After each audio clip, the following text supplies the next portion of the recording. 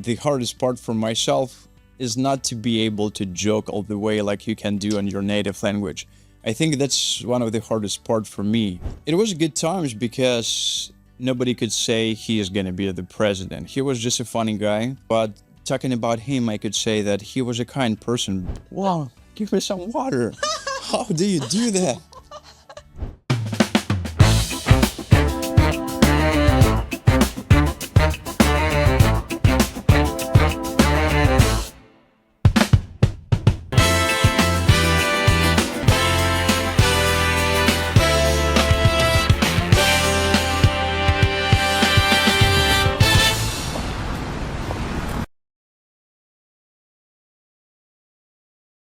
Welcome to Stars About Stars podcast, where instead of discussing red carpets, we choose to have honest, heart-to-heart, direct conversations with well-known personalities about what is in reality happening behind the scenes of the glory and success. I remind you that every episode is inspired by great biography and Gemini Nemi Up. Have you ever thought that winning awards in the film industry, screenwriting, shooting, the fashion and under the water can match in the only one person? Yes, if it is, Alex Korolko. Welcome, my guest for today. Thanks for having me here. I'm very, very happy to be here on your podcast, and I've heard a lot about you. And now I'm here with your audience. Thanks. Thank you so much, Alex, for coming. I know how you're busy in the United States with your worldwide projects. Yes, thanks. More busier become when I come here to Miami with their fashion industry, which is something a little bit new for me. But yeah, thanks for saying that. These times I'm pretty busy. And I also have been waiting for you to come back from Paris. Oh, thanks for saying that. Yeah, it was quite at times. So this podcast, this type of the interview is a little bit different. It's based on your personal data, your data of birth, and it's astrologically and numerologically based interview, personalized for you only, calculated by me. And hopefully you're going to have some fun and a lot of insights today. And the very first question is, you were born on July 7th, 1986 in Kiev. Is it correct? July 9th. July 9th. Yeah. What a shame on me. So now you will see what a professional I am, because I will come up with new numbers and I have to update some of my questions, but I know how to do it. All right. So no problems with that. Our audience can enjoy my spontaneous side of me. So your main birth number, instead of being 7, is 9, which speaks about ability to be a hermit, person who is concentrated on inner world, on inner wisdom, and actually it represents a lot of spiritual knowledge and understanding how to find the happiness within yourself. What would you say is the main feature of yours? All right. Still, since my childhood, I'm trying to be frank with everyone. That's my kind of like goal, my point, my mindset, just to be as frank and just to proceed with justice everywhere. Maybe that word justice would describe in just one framework. I know I listened to a few of your interviews, and I know that you're always fighting for life, especially when it comes to frogs and animals. And I think that's a form of justice as well, by the way, because you see the value of life, even if it's, not a human itself. Thanks. I'm happy that you know those stories. Yes. I didn't think about that from this point of view, but yeah, I guess it was about justice as well, about world balance, try to be kind, not even for people, but for animals, for different creatures. I have an open question for you. Do you believe in reincarnation? Reincarnation. I know what you talk about. Of course, I know. I think everyone knows by nowadays, but not really, truly. No, because you care about animals, and I thought, they say if you're going to be a bad person, you're going to be reincarnated into the animal or plant, so be careful. All right. I will think about that, yeah. So, but you still have 7 in your birth number because it's July, Right. which represents the speed, ability to make quick decisions. And meanwhile, your conflict point, it's going to be 15. which represents the industry actually of fashion, of nightlife, and everything which is related to the entertainment. What was the speediest and the most interesting decision in your life? I think to change the country, because I achieved pretty good goals back in Ukrainian Kiev with the film directing things. And I had to make a decision fast, and I just completely turned my life, inverted my life, I would say. Yeah, I made a big decision just coming here. That was the biggest one. Why did you choose United States? Actually, I was married by that time. It was connecting a family. I didn't remember how they say that term, but my wife, she already had her family. I think I have another answer. Just came up to the fastest decision. When my wife was pregnant for our first son, we were on the beach in California. We lived there for 9 years, about 9 years, 8. And we were on the beach. She was in 9 months, and there were almost no people around, just one family. And suddenly, rip currents, they took whole family, just mother. She was staying on the beach. And I didn't think I was just running in my clothes into the ocean. And it was quite a fight, but I didn't think that's with that moment. My wife, she was really worried, and it's hard for a pregnant lady to be in that situation when you can lose your husband. Seeing in this scene, but I saved a child at that time, and I think that was the fastest decision I made in my life. And your conflict point is 16, which speaks about opportunity to lose everything and start from scratch. Has it ever happened in your life? That's happened, yes. I didn't think I'm going to start everything from scratch when I came here, but on practice, in actual life, it was like starting everything from the very beginning, because it was almost no English at that time, and no relationships. I only brought my experience with the cameras to here, but I couldn't work as a cameraman, let's say, or as a director. So I started as a night stalker in the stores. It was full reset in my life. And what do you consider to be the hardest part of being an immigrant? You know what? I think the hardest part, there was a person, Sergei Devlatov, he said, the hardest part for myself is not to be able to joke all the way like you can do in your native language. I think that's one of the hardest part for me. And sometimes when you go with a big team of crews, or like a fashion show, for example, all of them on after party, they start to talk. They have their own, let's say, expressions that you cannot learn from the books or anywhere else. Just like they know that from some particular regions, for example. And after like 10 minutes, they become like a smaller and smaller groups. And it's just because you cannot hold that conversation all the way like they do, like joking about some things that you cannot even maybe feel sometimes, about their accents, for example. Yeah, I think to lose the ability to joke like I can do it in my native language, that's the hardest part. And sometimes it's absolutely horrible when you know the joke and you wish you could express it, and you don't know how to translate it properly because it sounds so weird in a different language. Yeah, and even worse, when you've tried and nobody understood you. Just like, man, all right. And they're laughing like they pretend to be happy to have a laugh from your joke, but it's really hard. In Ukraine, you worked in a lot of famous projects, and you even work with current president of Ukraine. Yeah. And when you moved here, you say it was not from scratch, but it still was a fresh, different start. How do you find the differences in the industry here and there overseas? When we talk about high top projects, there is almost no difference when any project, when they have enough budget. I think everything goes smooth here and there, and they do the right approach. It's almost the same approach. But here in USA, I think almost all of the even budget projects, they put the right people to the right places. Like there is almost no situations like one person does 3-4 things that we did back in Ukraine. Like cameraman can be film director, for example. Here, people mostly don't do that.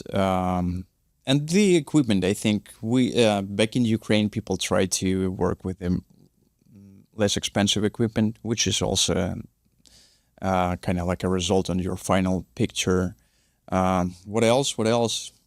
I think in terms of the actors, there is some point that even when you just take a regular interview here in USA, people are more open. They can reveal their minds. They look straight into the camera. They don't try to run with their eyes.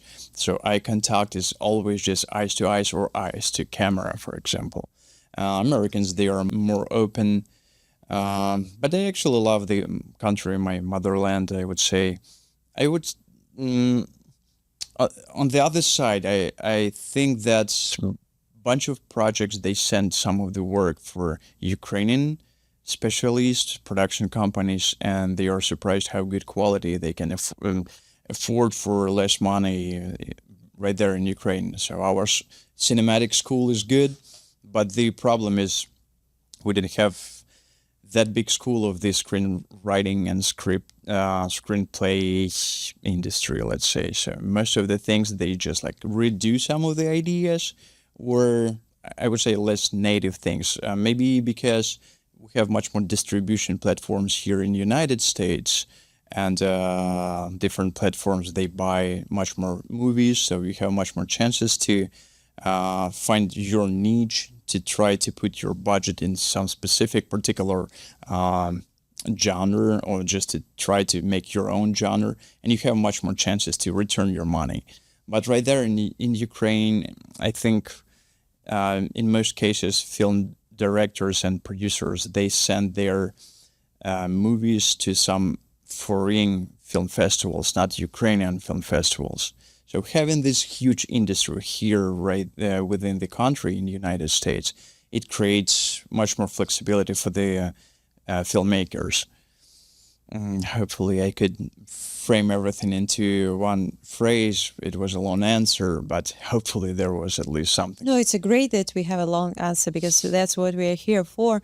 And we have one big, I think Odessa is the biggest movie festival, and a smaller one where I participated myself with my short movie. It was in Kiev, but it's definitely simply and different level, but I still liked it a lot, you know. And you worked with Zelenskyy, his presidency, as far as I understand, when he had his comedian team. How they were, how would you describe? Was it easy to work with them? It was not for the comedian team. It was directly with him. It was a project called Red or Black. It was a TV show for the Inter TV channel, and it was Zelenskyy and another person, which is Volodymyr Zelenskyy. Two of them, they were hosts. And I was a director, and our producer was Alan Badoyev. So we were like a shoulder to shoulder. We were producing that movie, and it was good times because nobody could say he is going to be the president. He was just a funny guy. But talking about him, I could say that he was a kind person, because, like, let's say we were in Poltava, and in restaurants, just regular people came to him and said, like, "Can I take a picture with you?" And everyone, they were already hungry, waiting for the food, and they said, like, "Vladimir, please come over here. Just forget about that. Sit down. Let's celebrate." But he could spend whole evening with just regular people. All right, let's do some of the pictures. He was close to the to the regular people, I would say. And also, I have an interesting story.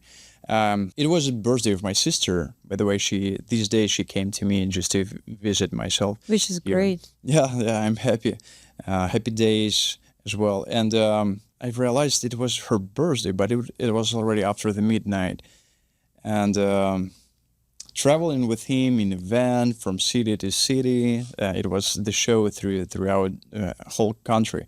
And he said, like, "Don't do anything right now, because she would think like you were drinking or whatever, but tomorrow I will record that video for you, and we will do that." So, and early in the morning. It was sunrise. He was in a costume. Volodymyr Zelenskyy was next to him. And Volodymyr Zelenskyy started to make some like a crazy jokes. Like I quite don't understand even right now. He started to say some bad words into my direction. And Zelenskyy, he said like, no, it's not about this brother. This brother is good. So he was trying to manage all of the, not the conflicts, but all the negative, to cut it into, turn it into the kind Protective. direction, to protect all of the people who he interacts with. I was really surprised when he became a president, especially at that time when the war was in the country.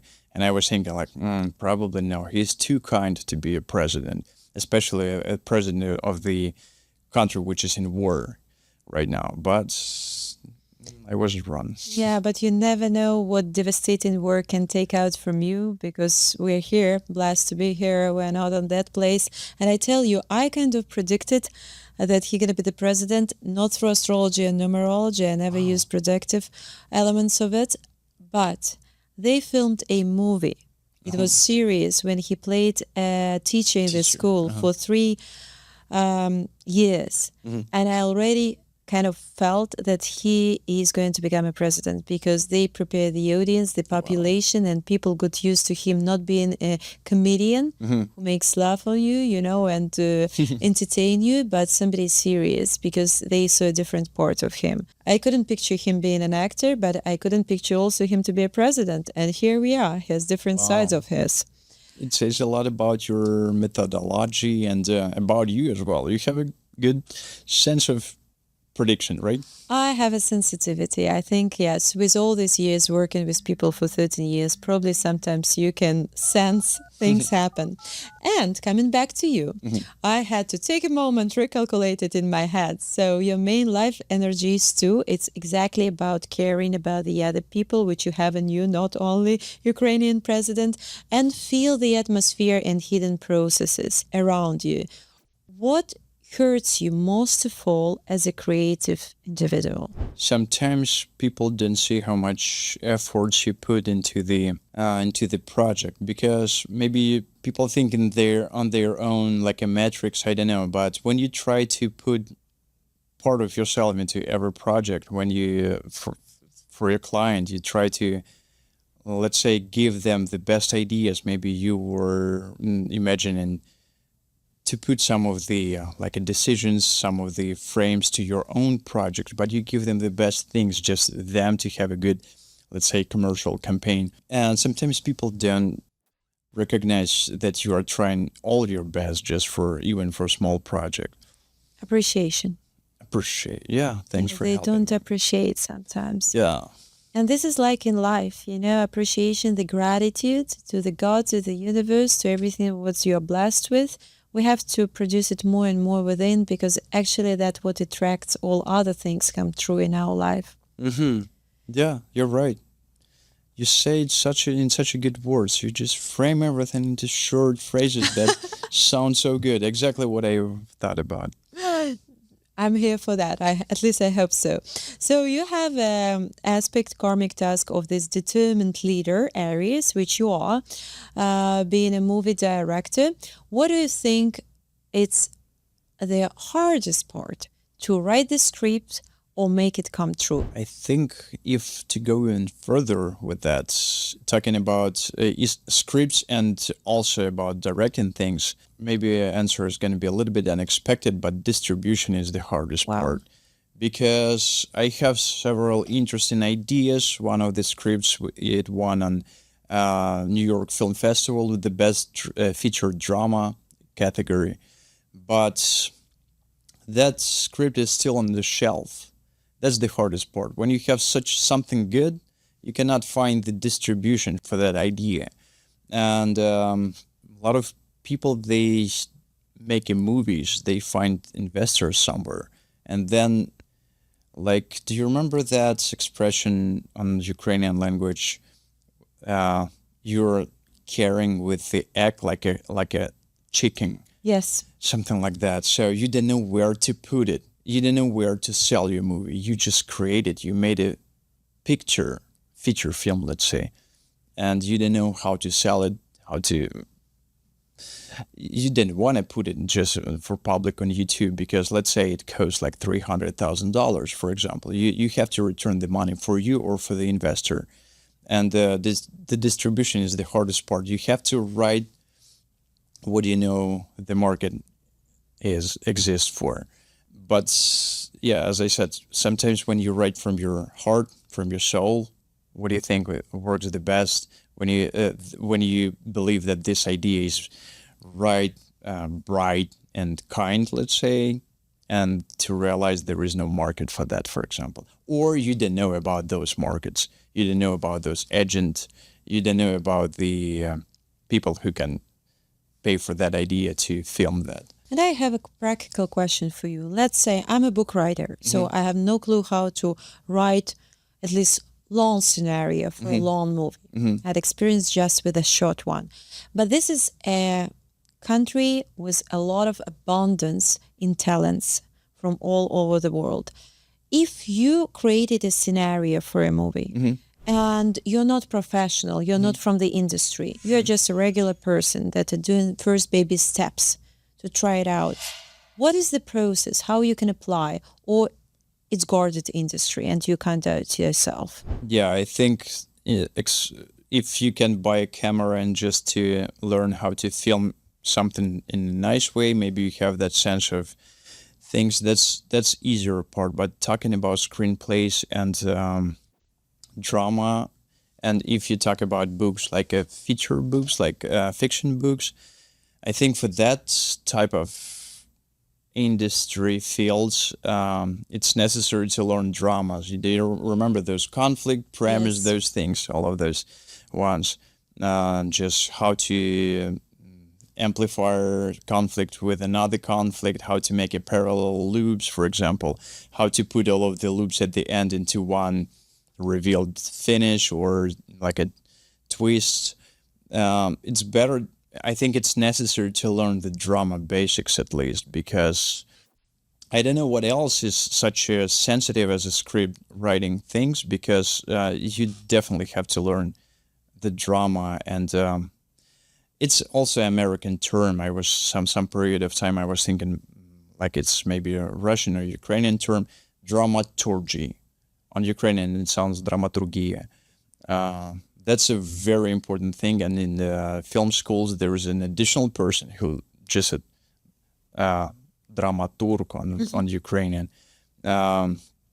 That's important thing, because otherwise you would try to put everything like a stocking story by story.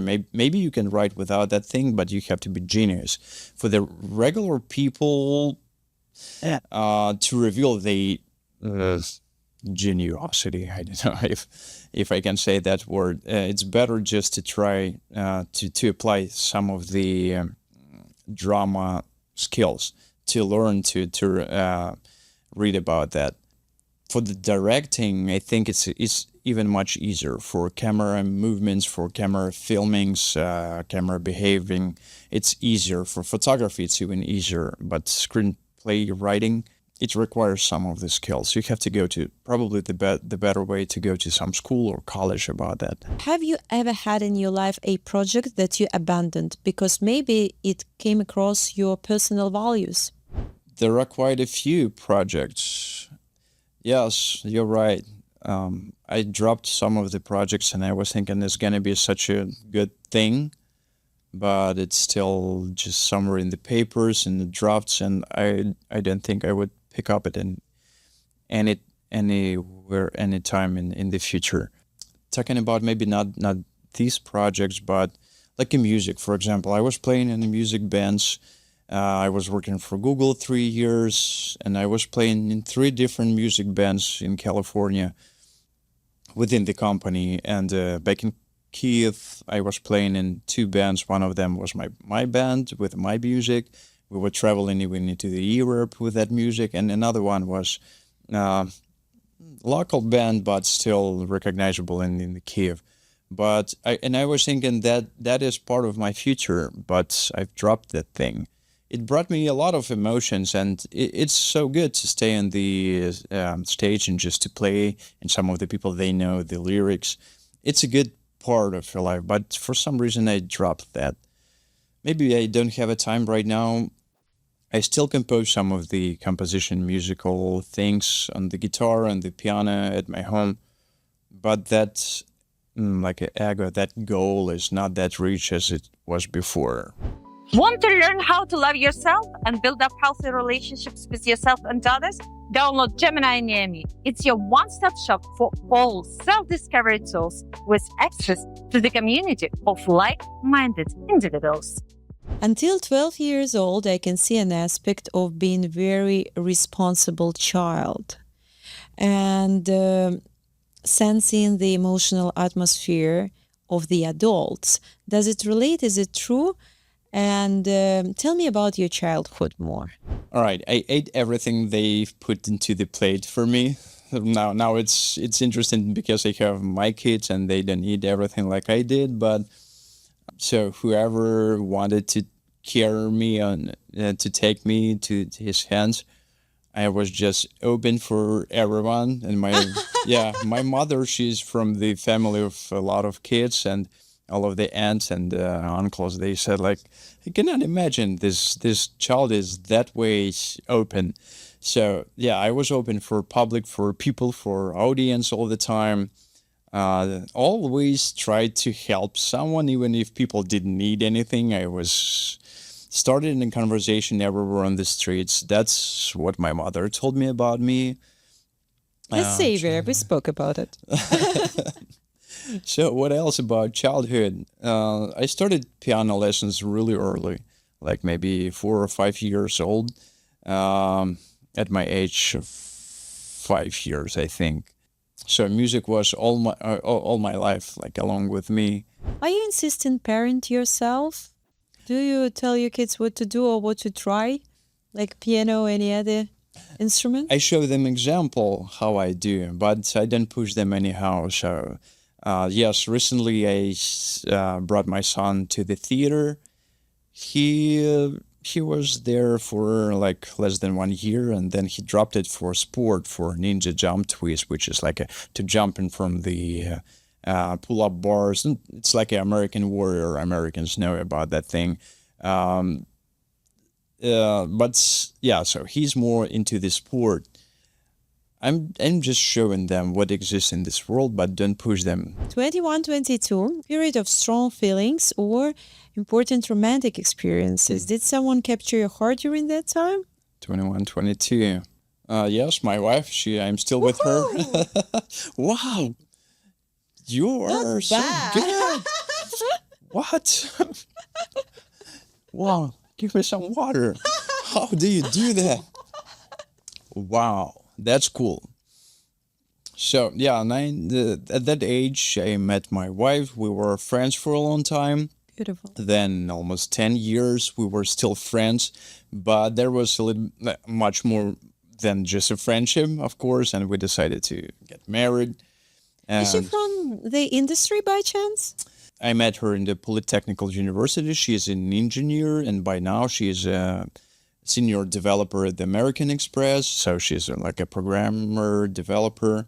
She's smart, but at the same time, she's a very beautiful lady, and she working on the Culture TV channel. I brought her, like, sometimes there is like corporate parties, and our director on TV channel, she said, like, let's bring her to the green screen. Maybe she can do some like a news or weather report or something like that, because she's a beautiful.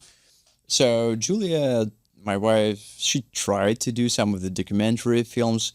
At the time we did Music Underground TV series or something like that, about like underground music, about talents and unknown talents in the city.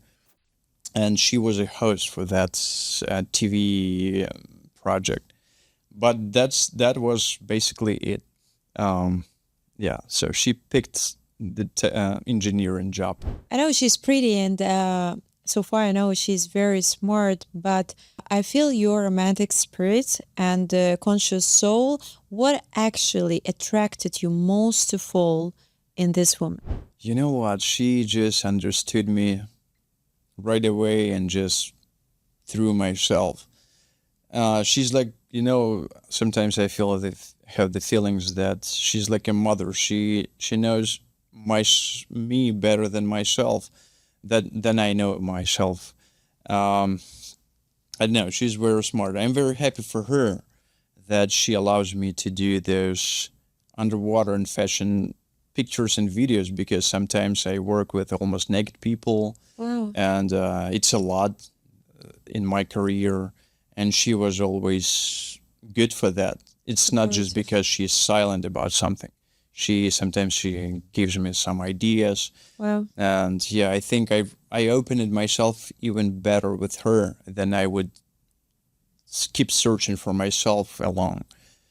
Yeah, she helped me to be myself much more as a professional, I would say, not as like a man, husband, or father of our kids, but also as where I am right now with the fashion and with the underwater photography, with everything, even with the directing things. I should probably make an addition to this answer. When I lost a job, I was in the after Google, I was working 5.5 years in the really good production company, still living here. We bought a house in Boca Raton, but I was flying to LA and to the San Francisco just to direct some of the things, and then to enjoy the life waiting for the next project. And it was quite a good money at the time. But then everything, I just lost it because it was a bad period of time for the different companies. And she said, let me take everything on me, just try to do what you love to do. And before that, I didn't even start underwater photography. And she said, like, you were talking about that you would love to try that thing. That's your moment. Just try. It doesn't make me too much money. And after 3 already years doing that thing, she's still not even okay. She's like, yeah, do another, here's the idea. Supportive. Yeah, she's really supportive. 23, 24 Mm-hmm. Yes, but 2009, 2010, the first serious turning point of destiny, a change of city, job, or life priorities. What happened by that time? I think I become director at that period of time. Yeah, that was a twist actually, because I have 2 university degrees as an engineer, but not as a director. And at that age, I took the group of people. I was working on TV channel as I took camera operators, different people. I wrote a script and brought them to Chernobyl exclusion zone. And the script was about people who still live there, people who almost have no connection with the big land, like we can go to the store and buy some products. They cannot do that. So they just do alone. They grow what they can on their land. So we lived there for like a couple of weeks making that documentary movie. I brought the footages to Kiev, edited everything, and I didn't even know that they sent the movie to somewhere Germany or somewhere there. But movie won on European Film Festival. That's incredible. At that age, that's still the long answer for your question. And they said, you know what, we have enough engineers. Do you want me to pay for you to be a film director? And I said, yes, of course. I didn't think about that. That's a twist, actually, that happened to me at that age. And so, yeah, I went You opened yourself up. Yeah, exactly. So, and since that time, I was directing different projects or filming, because at that institute it calls Broadcast TV and Press Institute in Kiev, and I've also learned about cameras, lenses, camera movements, and different things. So sometimes I direct projects, sometimes I work for different directors as a cinematographer, just staying on the camera. And 27, 2013, period of shaping the destiny. What did happen at that age, and what did you understand about yourself? Oh, that was a downgrade of all of the directions. So I came here, I've realized that if I stay here, everything is going to be down, because I didn't come to LA or Miami or even San Francisco. I came to Denver, which is not even Denver, a little bit further from there, not the downtown, and not having English. They don't have film industry at all. So I had to work in some store. Then after that, for some like engineer by my first degree. But it was such a boring thing, and I was thinking like I did the wrong step. Just everything is inverted 180 degrees, and I am just falling down, I was thinking. And again, my wife, she said, let's try something else. Let's not to go back. Let's try California. So we went to there, started to work for Google, which is 27. Is it Silicon Valley area? Yeah. What makes it different? You know that I went there once, I made a picture next to it. I'm still passionate and curious about the atmosphere there because I didn't meet any people. I just traveled with my husband because I was intrigued by the energy there. And it was pretty empty when we traveled. But I really want to know what is the energy inside that society. Yeah. At that time, I remember it was January, like 10th or something about so, because in Denver we still, after several days after New Year, we came to San Francisco in the Bay Area, Mountain View City, where headquarters of the Google. And I remember on the intersections, on the traffic lights, pedestrians, they just read books, which is, I didn't see that in Kiev for a long time. People mostly in phones but I was surprised in books like a Python programming language or something else. All of the cafes, people don't look into each other. They are just in Genesis and they are in laptops. Even there was a movie, San Andreas, and something is going on the street, like a crashing cars. I didn't remember, but some like a fire. Some of the things are going on, and people didn't even pay attention. They still in their laptops. That's the mood of the Bay Area. And living there, you start, besides your work, you start some of your own startups. You becoming with the new ideas. You go to library. You research. It's just because all of the people around you, they do the same thing. Like here, when you see a lot of people, they enjoy their life and they can find a time to go to the beach or to run on the street in the morning. You also start to do that. You start to appreciate your own life. So in Bay Area, yeah, I think it was a mood of just to start your life from the very beginning, to start your own projects, to maybe to start your own business. And that's, I think, so going back to your question, 26th, 27th at that age. On one hand, I had a downgrade. I was falling down because I was thinking I made a wrong step because something bad happened into my life. I was thinking why I came here to USA. But at the same time, I found myself. I was falling, but I didn't fail. You didn't? Yeah, I found myself. You were born, by the way, on the third day of a new moon, which is a very good time. They say new moon itself and next couple of days, it's good for manifesting and making wishes come true. Is any wish that you dreaming about since your childhood or maybe more conscious age and now it came true? I was dreaming a lot about to be a pilot, to fly. It comes true from different perspectives, but not exactly like I dreamed, because my father here is a plane pilot. Oh, really? Mm-hmm. You instead got under the water.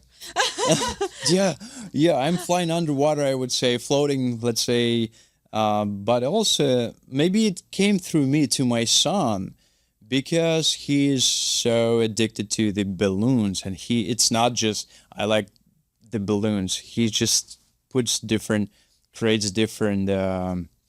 like a wage for them and measures. Sometimes he blows with the fan on them with the warm blow, and it just goes up. Then he puts into the refrigerator. So all of the moleculars, they go closer, and it doesn't floating that way. So he likes, I think, one of the university was avionics and aviation engineering. And I think looking at the thing, he's kind of like learning about aerodynamics, which my father did, but they didn't have a conversation about that. So probably it came through me to the next generation. Genius. Yeah, but I'm flying drones a lot, but that's a commercial thing. It's not from heart, I would say. It's just because I have to do that. It's just, it gives me additional angle for my filming, for example. But water took me much more than air. They say in journalism, if you ask your guest about your favorite or dream projects, that's a killing question. You're done. You failed as a journalist. But I want you to ask differently. If you had a chance to pick up the product you want to shoot for, which product would you choose? Based on fabric. It's different? Yes, because it's a surprise to me, like talking with different designers right now working in the fashion industry. Some of the people, they didn't even think that they would love dresses or designing clothes. The same with me. I've started to buy a different fabric to bring it underwater. How fabrics flow underwater, it kills me, really. It just kills me in a good way. When model goes up to breathe, I just film fabric. I'm still staying there underwater. It's not just because I'm spying on her. I'm just filming the fabric. And I'll send you, so you to be able to include it into maybe this podcast. Absolutely. Because in words, it sounds one way. But when you see that, when you see those extra 3 to 5 seconds, how fabric with the lights and with the water behave, you're just falling in love, and you understand that you built that scene. And sometimes even it's not a good practice to waste your time above the water on the surface to show the model what you should just show right there when she still keeps walking, finding the new position, and you show her fits with that dress, which is... So if I've ever chosen the final product that I would like to just to keep filming that thing, probably it would be fabric. Saying that, I even surprising that I say that, really. Fabric. That's why we have these heart-to-heart conversations, because we become more conscious while doing this self-reflection through numbers or while speaking to each other. Can I say something? Absolutely. Usually people say that at the very end of the podcast, of the relationships, but it is so easy to have this conversation with you. You help me to answer. And second thing, you reveal to myself. Thank I you learned so much. myself from you. That's the best gift, to have this compliment. You're very strong as a journalist and as a person. 2930, a crisis of choice in career, or maybe just a change, some switch, or probably place of living. What was it, another relocation or some new project by chance? That was something completely new in my life, because it was unexpected a little bit. They were looking for someone who has I was thinking, so I got a call. I was looking for a job, and it was Indian accent, like from someone from India, like recruiters do back in Ukraine. You decided it's a potential scam, when I they was call you thinking, and say, yeah, okay, hang up. exactly. That's what I thought, yeah. And they said, we have this interesting job, and it seems like you're good for that job. We need someone who knows coding, like a programming skills, or at least a university degree, and someone with the filming background. Like, how you can even put two of those skills and experiences into one bowl? I was thinking, like, probably it's a scam, but Google sounds good. Why not, actually? And that was actually Google, and that was actually in an interview. They made a whiteboard in a 4 hours interview for my coding and for what I know about directing, about the cameras. It was a big surprise, but I got that job.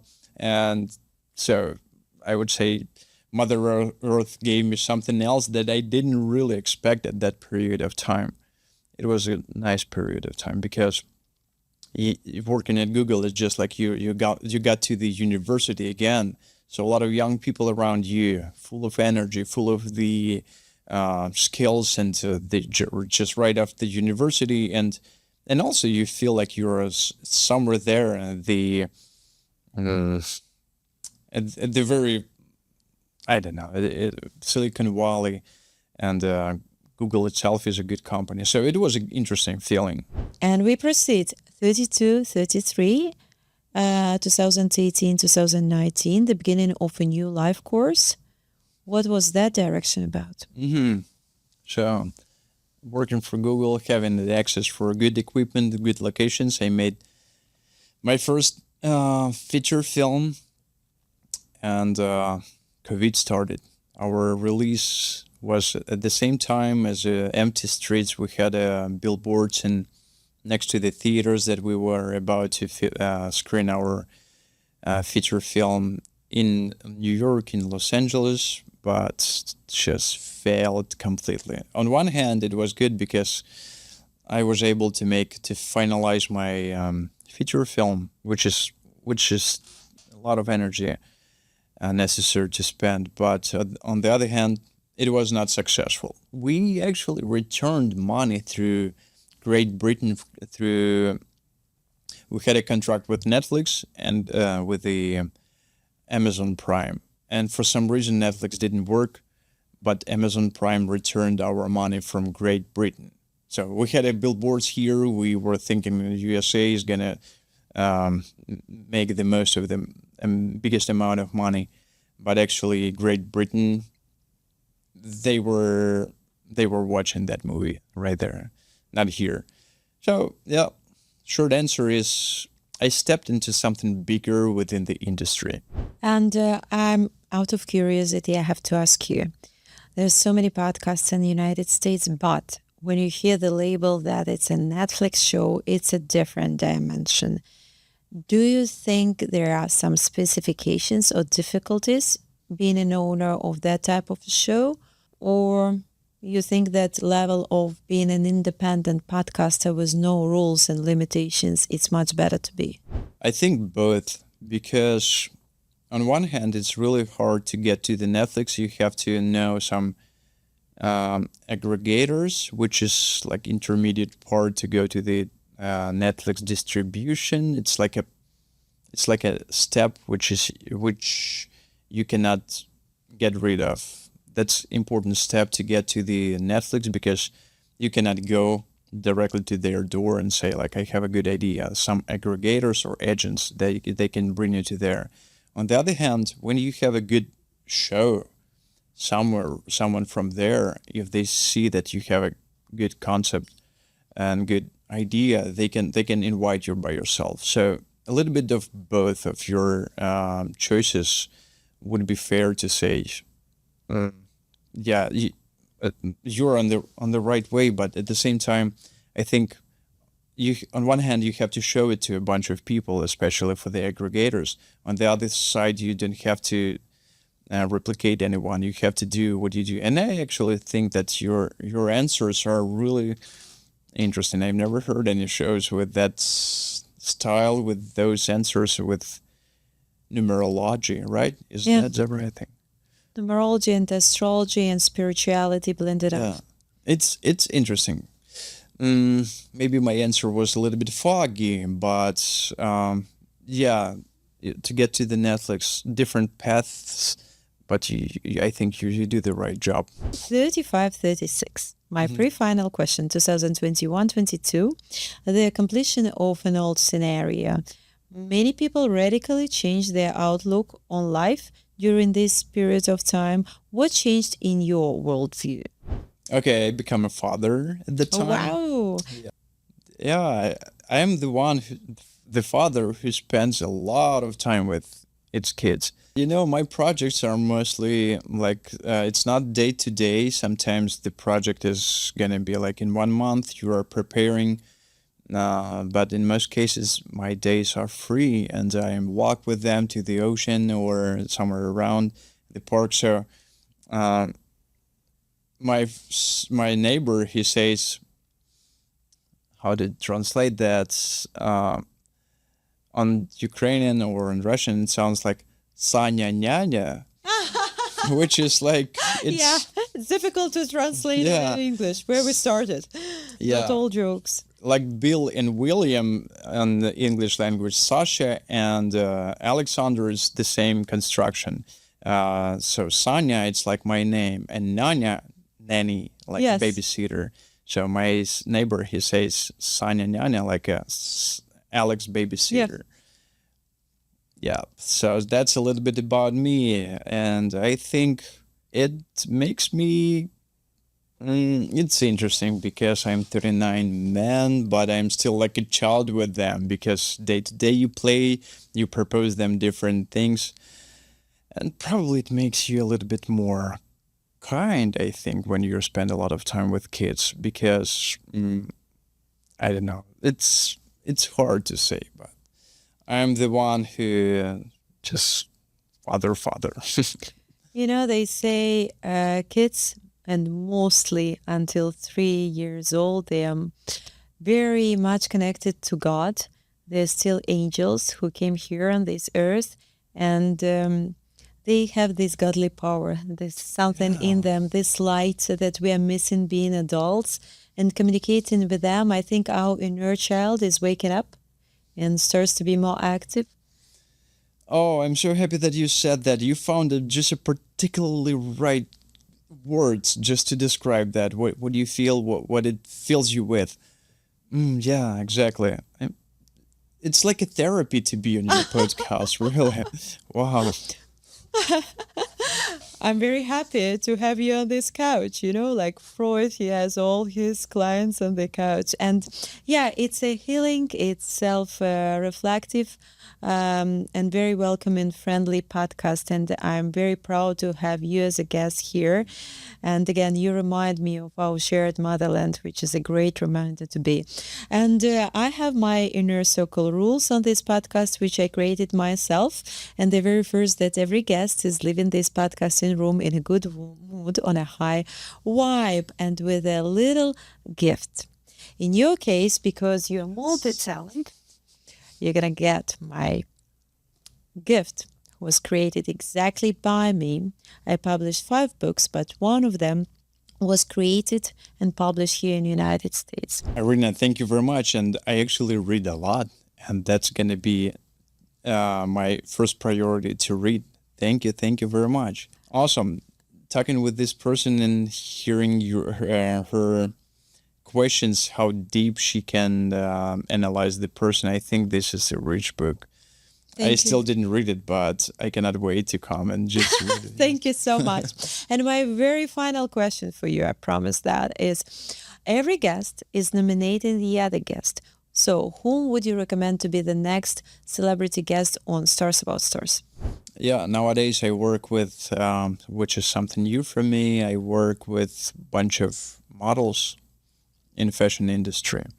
And one of them, I think she would be a very interesting person to have here because she has 2 university degrees. She's, I think on one hand, she's a doctor and another one, maybe psychology or something else. Perfect. But for, as a model, she's so good. She's a headliner for almost all of the fashion shows, and even with the internal, like when you have a big set of the camera operators with the people who call models to the stage because there is a huge organization in the background. And I hear that's everyone who is talking about Laura Larkin.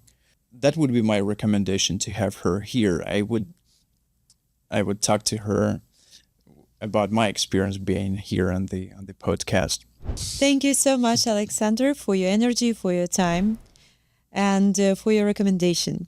And thank everybody who was listening for us today. Don't forget to subscribe to my blog, to share it with your friend, and to leave a comment if you liked it. And of course, don't forget to download my app, Gemini Niemi app, that is always there for you.